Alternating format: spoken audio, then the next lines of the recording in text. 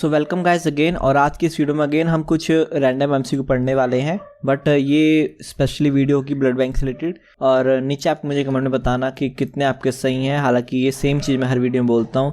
Main मकसद इसका क्या है, थोड़ी सी एंगेजमेंट बनी रहे ना, कुछ आपकी तरफ से आएगा कमेंट में तो वो चीज़ मोटिवेट करती है नेक्स्ट टाइम वीडियो बनाने के लिए। ठीक है, तो कोई कौन सा क्वेश्चन आपको इसमें सबसे डिफ़िकल्ट लगा, या जो क्वेश्चन का पैटर्न था वो ईजी था, मीडियम था या डिफ़िकल्ट था, वो आप नीचे कमेंट में ज़रूर बताना, सो दैट एक एंगेजमेंट बनी रहे। राइट, तो वो चीज़ अच्छी लगती है। सो हम बढ़ते हैं हमारे पहले क्वेश्चन की तरफ। Anticoagulant used in blood bank for cross match. So cross match के लिए हम कौन सा एंटीकोगुलेंट यूज़ करते हैं? अगर हम यहाँ देखेंगे ब्लड बैंक वर्ड है तो हो सकता है आप इसका डायरेक्ट सिट्रेट फॉस्फेट लगा दो। ठीक है, क्योंकि ब्लड बैंक में सिट्रेट फॉस्फेट हम यूज़ करते हैं ब्लड बैंक्स के लिए। बट यहाँ पे क्रॉस मैच के लिए, तो क्रॉस मैच के लिए कौन सा होता है? EDTA, सिट्रेट फॉस्फेट, हेपरिन या ऑक्सलेट। तो इसका राइट आंसर हो जाएगा हेपरिन। तो हेपरिन हम उसमें हम EDTA वाइल में हम ब्लड कलेक्ट करते हैं और क्रॉस मैच करते हैं उसके बाद। सेकंड क्वेश्चन क्या है? Anticoagulant use for blood bags. Anticoagulant blood bags के लिए कौन सा यूज़ होता है? A CPDA, B EDTA, C heparin और D ट्राइसोडियम सिट्रेट। तो कौन सा होता है जो कि हमारा ब्लड बैग में यूज होता है एंटीकोगुलेंट? इनमें से CPDA, citrate phosphate dextrose agar. ये हमारा राइट आंसर है CPDA, citrate phosphate dextrose agar, sorry adenine not agar. Right, ये हम ब्लड बैग में यूज करते हैं।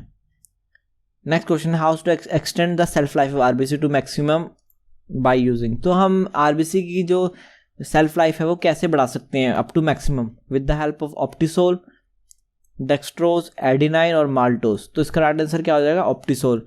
सो ऑप्टिसोल की मदद से हम इसका लाइफ स्पैन बढ़ा सकते हैं। ऑप्टिसोल के एक प्रकार का एडिटिव सोल्यूशन है। राइट, और इसी पे हमारा नेक्स्ट क्वेश्चन डिपेंड करता है, जो कि फोर्थ क्वेश्चन है।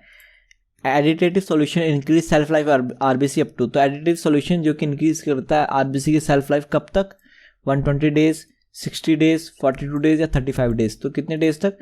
42 डेज तक एडिटिव सोल्यूशन डालते हैं तो वो इंक्रीज होती है। ठीक है, ऑप्टिसोल के साथ न्यूट्रीसेल एक करके होता है, ठीक है, जो कि ऑल्सो हेल्प करता है extend the life span of the RBC, क्योंकि वो भी एक प्रकार का एडिटिव है। एक और आता है हमारा एडसोल करके, वो भी हमारा एडिटिव सॉल्यूशन है। ठीक है, तो ये सब इंक्रीज करते हैं सेल्फ लाइफ RBC की। राइट, फिफ्थ क्वेश्चन हमारा है सेल्फ लाइफ ऑफ प्लेटलेट। तो प्लेटलेट की सेल्फ लाइफ कितनी होती है? A 5 days, B 7 days, C 12 days या D 3 डेज। तो इसका राइट आंसर क्या हो जाएगा? 5 डेज, 5 दिन की होती है सेल्फ लाइफ किसकी? प्लेटलेट की। सिक्स क्वेश्चन क्या है हमारा? Which of the following use for hemophilia A and von Willebrand disease. तो इनमें से कौन सा हम हेमोफीलिया A और वॉल ब्लिंडर डिजीज में यूज करते हैं? A है FPP, fresh frozen plasma, B cryoprecipitate, C washed RBC या D लिक्विड रिड्यूस RBC। तो राइट आंसर क्या हो जाएगा? क्रायोप्रेसिपिटेट। इसमें अच्छे अमाउंट में हमारा हेमोफीलिया यानी कि 8 और फैक्टर 8 और वॉल्बिन होता है, जो कि हेल्प करता है कोगुलेशन फैक्टर को इंक्रीज करने में।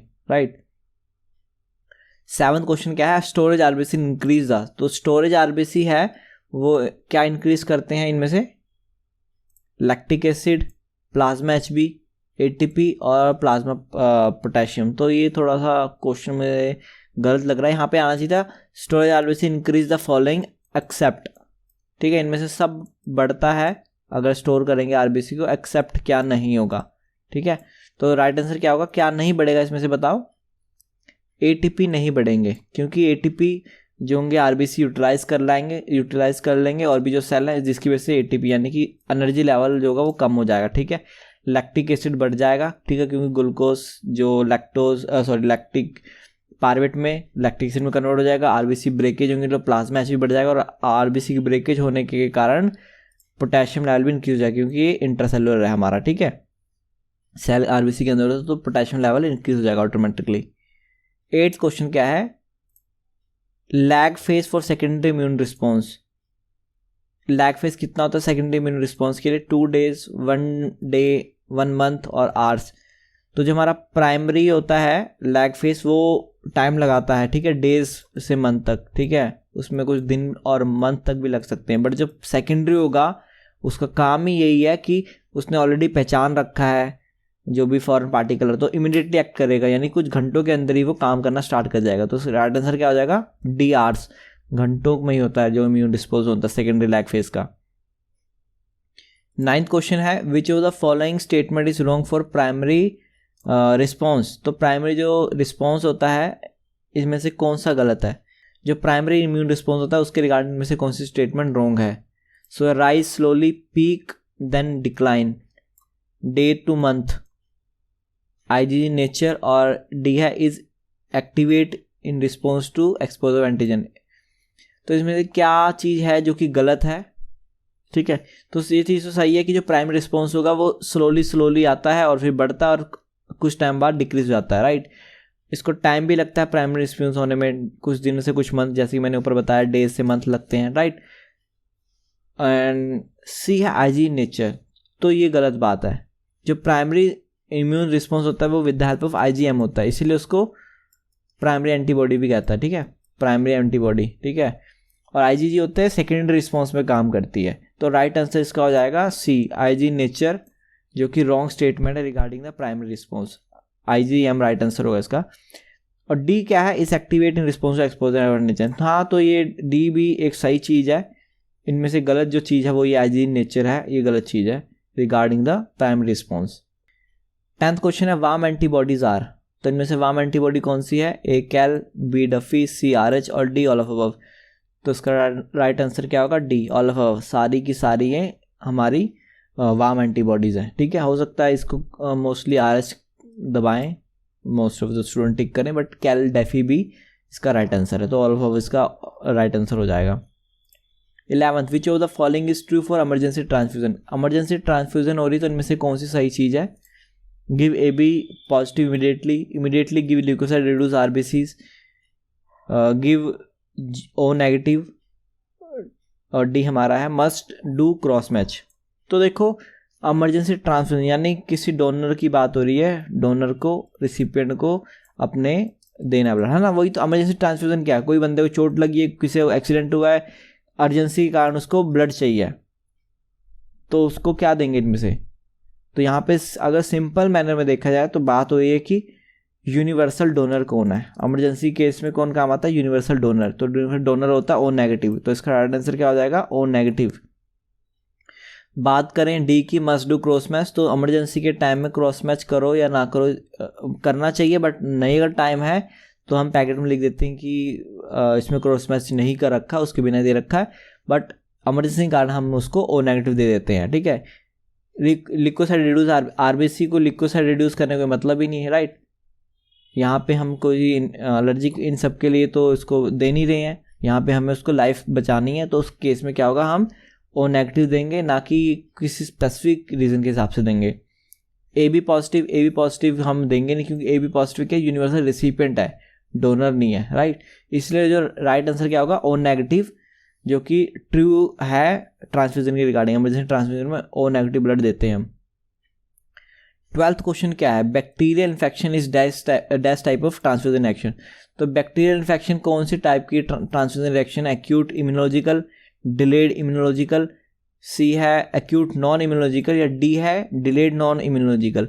पहले तो यहाँ देखो इम्यूनोलॉजिकल और नॉन इम्यूनोलॉजिकल वर्ड में क्या डिफरेंस है। इम्यूनोलॉजिकल होता है in response to antigen antibody, यानी कि जैसे कि हेमोरेटिक रिएक्शन हो गया, है ना, हमने RBC दिया, वो हमारी बॉडी के लिए सही मैच नहीं करा तो हमारी बॉडी ने जाके उसको डिस्ट्रॉय कर दिया, राइट। ये होता है इम्यूनोलॉजिकल। नॉन इम्यूनोलॉजिकल क्या होता है कि इम्यूनिटी का कोई लिंक नहीं है, वैसी कोई प्रॉब्लम क्रिएट कर रहा है। तो बैक्टीरियल इन्फेक्शन है वो किस टाइप का है, तो बैक्टीरियल इन्फेक्शन कोई इम्यूनिटी से तो कोई लिंक है नहीं इतना, ठीक है। तो क्या है, ये एक्यूट नॉन इम्यूनोलॉजिकल है, राइट। बैक्टीरियल इन्फेक्शन कब होगी, इम्यूनिटी को इसका लिंक नहीं है। अगर किसी पेशेंट के RBCs में ब्लड में बैक्टीरिया होंगे, बैक्टीरिया, तो वो कर जाएंगे पेशेंट के उसमें, ठीक है। रिएक्शन होगी, क्या रिएक्शन होगी कि एक पेशेंट को बैक्टीरिया ट्रांसपोर्ट हुए हैं, बट इसमें कोई इम्यूनोलॉजिकल रोल नहीं होगा, वो क्या होगा, नॉन इम्यूनोलॉजिकल होगा। अब यहाँ पे C और D बोथ आंसर राइट हो जाएंगे, ठीक है। C और D दोनों आंसर राइट हो जाएंगे, क्योंकि एक्यूट इमीडिएटली भी बैक्टीरिया अपना इफेक्ट डाल सकते हैं पेशेंट की बॉडी के अंदर, के सिम्टम वगैरह आ जाएंगे, ठीक है। और मलेरिया जैसा कुछ हुआ वो कुछ टाइम बाद अपना असर दिखाएगा, तो वो डिलेड भी आ सकते हैं, ठीक है। तो इसके दोनों आंसर राइट होंगे। यहाँ पे ऑप्शन थोड़ा गलत होगा ये। तो एक्यूट और डिलेड नॉन इम्यूनोलॉजिकल रिएक्शन में क्या होता है, हमारे बैक्टीरियल इन्फेक्शन, राइट। 13 क्या है, patient infuse with wrong blood group and showing urticaria is treated with.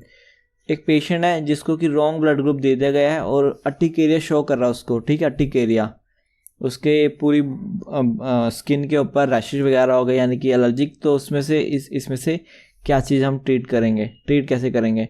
A eosinophilia देंगे, एस्पिरिन देंगे, एंटीहिस्टामिन या ऑल ऑफ अबव। तो यहाँ पे राइट आंसर हो जाएगा एंटीहिस्टामिन, ठीक है। बेसिकली क्या होता है, जो बेसोफिल है वो हेल्प करता है, ठीक है, एलर्जिक रिएक्शन में बेसोफिल बढ़ते हैं, इओसिनोफिल बढ़ते हैं और बेसोफिल बढ़ते हैं, basophil.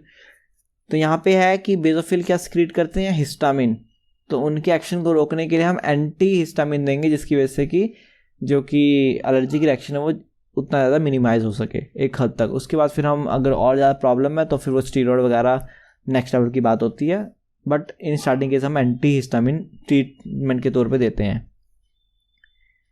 Antisera testing for control done, तो एंटीसीरा की हम टेस्टिंग कर रहे हैं कब, किस हिसाब से करते हैं, डेली करते हैं, वीकली करते हैं, क्वार्टरली या एनुअली?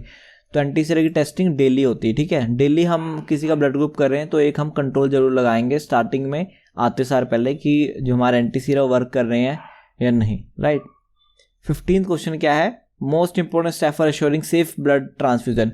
ये बहुत इंपॉर्टेंट क्वेश्चन है, देखो इसको बहुत ध्यान से देखना, थोड़ा लॉजिकल टाइप में है कि मोस्ट इंपॉर्टेंट स्टेप क्या है assuring blood safe blood transfusion के लिए। इसमें से ए है बाय यूजिंग सेंसिटिव टेक्निक, कि हम टेस्ट करेंगे इन सबको प्रोसीड करने के लिए, सेंसिटिव होना चाहिए, मोस्ट स्पेसिफिक टेक्निक होनी चाहिए, या फिर सिलेक्टिंग डोनर केयरफुली, या डी केयरफुली सिलेक्शन और रेसिपिएंट। तो इनमें से क्या है जिसकी सेफ ट्रांसफ्यूजन हो सकती है? तो सबसे जो पहला सेफ स्टेप है ना, मोस्ट इंपॉर्टेंट, वो है कि डोनर को सिलेक्ट है, डोनर की जो सिलेक्शन है वो केयरफुली होनी चाहिए। यहीं अगर काम हमने केयरफुली कर लिया कि ए ब्लड ग्रुप है तो ए हमें सिलेक्ट करना है, तो ये सबसे इम्पॉर्टेंट हमारा बन जाता है, क्योंकि अगर यहाँ गलती हुई तो आगे जितने भी स्टेप है सब ये गड़बड़ होते चले जाएंगे, राइट। तो selecting donor carefully is the most important step for safe blood transfusion, right. Then 16 question क्या है, blood bank refrigerator alarm check. तो ब्लड बैंक में जो रेफ्रिजरेटर उनका अलार्म कब कब चेक किया जाता है?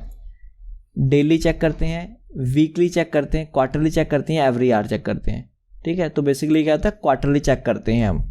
यहाँ पे क्वेश्चन ऐसे भी आ सकता है कि ब्लड बैंक के जो रेफ्रिजरेटर होते हैं उनका टेम्परेचर कब चेक करते हैं? तो टेम्परेचर हम डेली चेक करते हैं, ठीक है, डेली, इवन कि दिन में 2-3 बार भी करते हैं। जहाँ एनेबल लेबोरेटरी होती है वहाँ 2-3 बार भी किया जाता है। इवनिंग की रिपोर्ट लिखी जाती है कि क्या है, जो हम कहते हैं कि लॉग भरने हैं ना, लॉग पेपर भरते हैं, तो इवनिंग की क्या टेम्परेचर दिखा रहा है, मॉर्निंग का क्या दिखा रहा है, नाइट का दिखा रहा है, तो तीनों टेम्परेचर हम उसमें लिखते हैं। बट अलार्म की बात करें तो अलार्म क्वार्टरली चेक करते हैं, 4 महीने में एक बार, कि जब टेम्परेचर 4 से बढ़ रहा है तो क्या दिखा रहा है, और 1 से नीचे जा रहा है तो क्या वो अलार्म बज रहा है, नहीं बज रहा है, राइट। तो होप ये वीडियो आपके लिए हेल्पफुल रही होगी। आपके कितने ठीक है और कौन सा क्वेश्चन आपको सबसे डिफिकल्ट लगा या कौन सा सबसे ईजी, वो आप नीचे कमेंट में जरूर बताना। तब तक मिलता है हमको नेक्स्ट वीडियो में। Thank you, bye bye all of you.